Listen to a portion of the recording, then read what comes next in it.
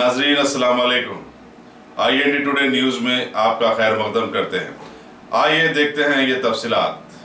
शहर हैदराबाद के कुलसुमपुरा पुलिस हदूद में वाक़ दुर्गा नगर से खबर मिली है कि वहां के साकिन एक 19 साला सिरफिरे नौजवान श्रीधर ने एक 17 साला कमसिन लड़की की मोहब्बत में गिरफ्तार होकर उसे दिल्ली भगा ले गया। मुकामी पुलिस में इत्तला देने के बाद खबर मिली है कि ये जोड़ा आज हैदराबाद आकर पुलिस के हत्थे चढ़ गया है और तहकीकात शुरू कर दी गई है। यहाँ खास बात देखने में ये आई है कि हुकूमत की मुतय्यन करदा उम्र से कम बहुत सारे लड़के लड़कियां भाग कर अपनी मर्जियों को कामयाब कर रहे हैं। कहीं ऐसा तो नहीं कि हुकूमत को शादियों की उम्र में तखफीफ न करनी पड़े। वैसे भी मौजूदा माहौल की कमजोर ग़िज़ाइयत, इंटरनेट, टेलीविजन वगैरह ने माहौल में ऐसा शानदार मुजाहरा किया है कि बच्चे सने बुलूगियत से पहले ही बाद वाले काम कर ले रहे हैं।